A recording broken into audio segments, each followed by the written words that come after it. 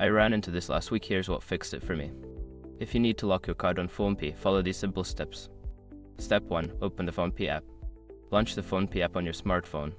Make sure you are logged into your account to access all features. Step 2. Navigate to My Money. On the home screen, look for the My Money option in the menu. Tap on it to access your financial tools. Step 3. Select Cards.